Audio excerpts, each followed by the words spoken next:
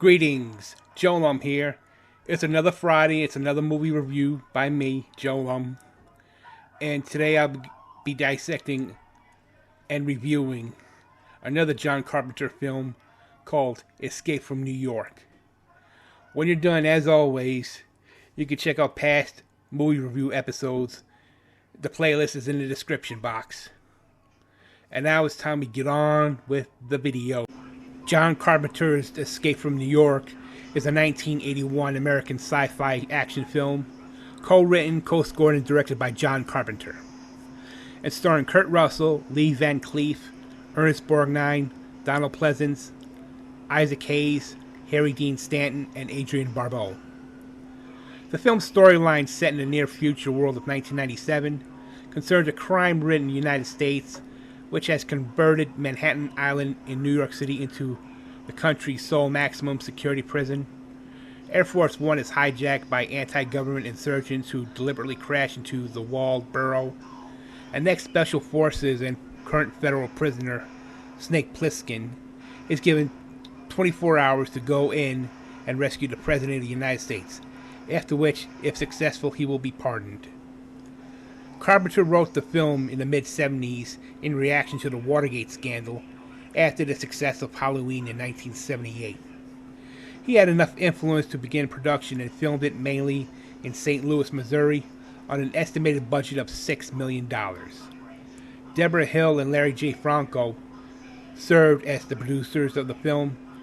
It was co-written by Nick Castle, who had collaborated with Carpenter by portraying Michael Myers in Halloween. I guess when you get right down to it, the origins of Escape from New York, Carpenter originally wrote the screenplay for it in 1976 in the aftermath of Nixon's Watergate scandal. Carpenter said the whole feeling of the nation was one of real cynicism about the president. He wrote the screenplay, but no studio wanted to make it because, according to Carpenter, it was too violent, too scary, and too weird. He had been inspired by the film Death Wish, which was very popular at the time. He didn't agree with the film's philosophy, but liked how they conveyed the sense of New York as kind of jungle, as I wanted to make a sci-fi film along with these lines. International film investors agreed to provide 50% of the budget, and Goldcrest Films signed a co-financing deal with them. They ended up providing an international money, $72,000 of the budget, and making a profit of $672,000 from their investment after earning $1,392,000. In the casting, Embassy Pictures, the film's financial backer, preferred Charles Bronson and Tommy Lee Jones or Chuck Norris to play the role of Snake Plissken to Carpenter's choice of Kurt Russell, who was trying to overcome the lightweight screen image conveyed by his roles in several Disney comedies. Carpenter refused to cast Bronson on the grounds that he was too old, and because he worried that he could lose directional control over the film with an experienced actor. At the time, Russell described his character as a mercenary, and the style of fighting is a combination of Bruce Lee, the Exterminator, and Darth Vader, with Eastwood's vocalness, or mannerisms, whatever you like to call them. Russell suggested that the character should wear an eye patch. All that matters to Snake, according to the actor, is the next 60 seconds. Living for exactly the next minute is all there is. Russell used a rigorous diet and exercise program to develop a lean, mean, muscular build. He also endeavored to stay in character between takes and throughout the shooting, as he welcomed the opportunity to get away from the Disney comedies he had done previously. He did find it necessary to remove the eye patch between takes, as wearing it constantly seriously affected his depth perception. In the pre-production stage, John Carpenter had just made Dark Star, but no one wanted to hire him as a director, so he assumed he would make it in Hollywood as a screenwriter. The filmmaker went on to do other films with the intention of making Escape later. After the success of Halloween, Embassy signed producer Deborah Hill and him to a two-picture deal. The first film from this contract was The Fog, which I covered last week. You can check that out. Initially, the second film he was going to make to finish the contract was The Philadelphia Experiment, but because of script writing problems, Carpenter rejected in favor of this project. However, Carpenter felt something was missing and recalls, "This was basically a straight action film, and at one point I realized it really doesn't have this kind of crazy humor that people from New York would expect to see."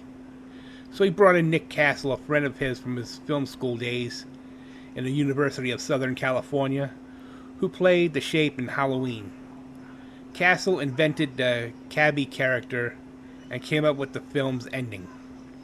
The film's setting proved to be a potential problem for Carpenter, who needed to create a decaying, semi-destroyed version of New York City on a shoestring budget. Production designer Joe Alves and he rejected shooting on location in New York City because it would be too hard to make it look like a destroyed city. Carpenter suggested shooting on a movie backlot, but Alves nixed that idea because of the texture of a real street is not like a backlot. They sent Barry Bernardi, their location manager and associate producer, on all sorts of all-expense-paid trip across the country looking for the worst city in America, as producer Deborah Hill remembers. Bernardi suggested East St. Louis, Illinois, because it was filled with old buildings that exist in New York now, and that have the seedy, run-down quality that the team was looking for. East St. Louis, sitting across the Mississippi River from the more prosperous St. Louis, Missouri, had entire neighborhoods burned out in 1976 during a massive urban fire. Hill said in an interview, block after block was burnt out rubble. In some places there was absolutely nothing, so that you see 3 or 4 blocks away. Also, Alves found an old bridge to serve as the 69th Street Bridge. The filmmaker purchased the old Chain of Rocks Bridge for $1 from the government and then gave it back to him for the same amount. Once production was completed, so that they wouldn't have any liability, Deborah Hill remembers, locations across the river in St. Louis were used, including Union Station and the Fox Theater, of both of which have been since renovated, as well as the building that would eventually become a tap room microbrewery. As John Carpenter recalls, he and his crew persuaded the city to shut off the electricity to 10 blocks at a time at night. The film was shot from August to November of 1980. It was tough and demanding shoot for the filmmaker, as he recalls that we'd finish shooting at about 6 a.m. and I'd just be going to sleep at 7 when the sun would be coming up. I'd be waking up around 5 or 6 p.m. depending on whether or not we had dailies, and by the time I got going the sun would be setting. So for about 2.5 months I never saw daylight, which was really strange. The gladiatorial fight to the death scene between Snake and Slag, played by a legendary pro wrestler Ox Baker, was filmed at the Grand Hall at St. Louis's Union Station. The final scenes were shot at the Sepulveda Dam in Sherman Oaks. The New York served as the location, as did Atlanta, to use their futuristic-looking rapid transit system. The latter scenes were cut from the final film. In New York City, Carpenter persuaded federal officials to grant access to Liberty Island. We were the first film company in history to allow to shoot on Liberty Island at the Statue of Liberty at night. They let us have the whole island to ourselves. We were lucky. It wasn't easy to get that initial permission. They had a bombing there 3 months earlier, and we were worried about trouble. Carpenter was interested in creating 2 distinct looks in the movie. One is the police state, high-tech, lots of neon, United States dominated by underground computers that was easy to shoot compared to the Manhattan Island prison sequences, which had few lights, mainly torch lights like feudal England. Certain Matte paintings were rendered by James Cameron, who was at the time a special effects artist with Roger Corman's New World Pictures. Cameron was one of the directors of photography on the film. As Snake pilots the glider into the city, 3 screens on his control panel display wireframe animations of the landing target on the World Trade Center and surrounding buildings. Carpenter initially wanted high-tech computer graphics, which were very expensive, even for such a simple animation. The effects crew filmed the miniature model set of the New York City they used for other scenes under black light, with reflective tape placed along every edge of the model buildings. Only the tape is visible and appears to be a 3-dimensional wireframe animation. In a dystopian 1988, amidst war against an alliance of China and the Soviet Union, the United States government has turned Manhattan into a maximum security prison to address a 400% increase in crime. The island is walled off from the outside world under heavy police surveillance. In 1997, while flying President John Carpenter to a police summit in Hartford, Air Force One is hijacked by a terrorist. The president is handcuffed with a briefcase and put in an escape pod that drops into Manhattan as the aircraft crashes. Police are dispatched to rescue the president. Romero, the right-hand man of Duke of New York, a powerful crime boss, warns them that the president has been captured and will be killed if any further rescue attempts are made. Meanwhile, former Special Forces soldier Snake Plissken is about to be imprisoned in Manhattan after being convicted of robbing the Federal Reserve. Police Commissioner Bob Hawke offers a deal to Snake. If he rescues the president in time for the summit, Hawke will arrange a presidential pardon for Snake. To ensure Snake's compliance, Hawke has him injected with micro-explosives that will sever his carotid arteries in 22 hours. If Snake is successful, he will neutralize the explosives. Snake uses a stealth glider to land atop of the World Trade Center, then follows the signal of the president's tracking device to a vaudeville theater, only to find that the tractor now hangs from the wrist of a deluded vagrant. Convinced the president is dead, Snake radios Hawke but is told he will be killed if he returns without the president. Inspecting the escape pod, Snake is ambushed by dozens of starving crazies. His radio is destroyed. He is rescued by Cabby, a jovial character who rides a yellow taxi. Cabby takes Snake to Harold Hellman, aka Brain, an advisor to the Duke and a former associate of Snake's. A skilled engineer, Brian has established a small gasoline refinery fueling the city's remaining cars. He tells Snake that the Duke plans to lead a mass escape across the 69th Street Bridge by using the president as a human shield.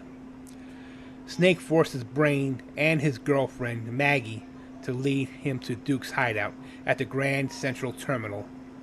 Snake finds the president but gets shot in the leg with a crossbow and is overpowered by the Duke's men. While Snake is forced to fight against Duke's champion Slag in a death match, Brain and Maggie kill Romero and flee with the president. Snake kills Slag and finds the trio trying to escape in the glider. Inmates drop the glider off the roof. Following, the group returns to the street level and encounters Cabby, who offers to take them across the bridge.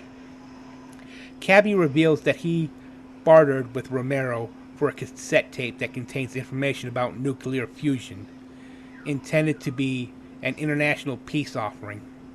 The president demands the cassette, but Snake retains it. The Duke pursues him onto the bridge and his customized Cadillac, setting off mines as he tries to catch up. Brain guides Snake, but they hit a mine and Cabby is killed. As they continue on foot, Brain accidentally stumbles onto another mine. A distraught Maggie sacrifices herself to slow down the Duke. Snake and the president reach the containment wall, and guards hoist the president up. Duke opens fire with Snake's MAC-10. killing the guards before Snake subdues him. As Snake is being lifted up by the rope, Duke attempts to shoot him, but the president takes a dead guard's rifle and kills the Duke. Snake is hoisted to safety, and by Hawk's doctor removes the explosives with seconds to spare. As the president prepares for a televised speech to the leaders at the summit meeting, he thanks Snake for saving him, but he offers only half-hearted regret for the deaths of his colleagues. Snake walks away in disgust. Hawk offers Snake a job as his deputy, but keeps walking. The president's speech commences, and he plays the cassette. To his embarrassment, it only plays Cabby's favorite song, Bandstand Boogie. As Snake walks away, a free man, he pulls the real cassette from his pocket, and he destroys it. End of movie. Escape from New York was released in movie theaters in New York and LA on July 10, 1981. The film grossed $25.2 million in America in 1981. The film received generally positive reviews. Newsweek magazine wrote of Carpenter, "He has a deeply ingrained B-movie sensibility, which is both his strength and limitation. He does clean work but settles for too little. He uses Russell well, however." Christopher John reviewed Escape from New York in Aries magazine, number 10, as and commented that it's solid summer entertainment, unusually high caliber, by not pretending to be more than it is, but by also not settling for any less than it could be. Escape from New York becomes an exciting, fast-moving drama like the likes of which people haven't seen in years. On the review aggregator website Rotten Tomatoes, 88% of 72 critics reviews are positive, with an average rating of 7.3 out of 10. The website's consensus reads, "Featuring an atmospherically grimly futuristic metropolis, Escape from New York is a strange, entertaining jumble of thrilling action and oddball weirdness." Yeah. My overall rating for Escape from New York is an 8 out of 10. The film was nominated for 4 Saturn Awards, including Best Sci-Fi Film and Best Direction. The film ended up becoming a cult classic and was followed by a sequel, Escape from LA in 1996, which was also directed and written by Carpenter and also starred Kurt Russell. I kind of think that this movie was probably the best Kurt Russell movie he did, getting away from all those Disney movies that he was used to doing, and showed he had more to offer as an actor, a serious actor. And John Carpenter actually brought it out of him. This would not be the last time that John Carpenter and Kurt Russell would work together. They would work together on a few more movies after this, like The Thing and Big Trouble in Little China. Those movies I'll review another time. This has been JoeLumb's Movie Review. Every Friday, expect a new episode. No.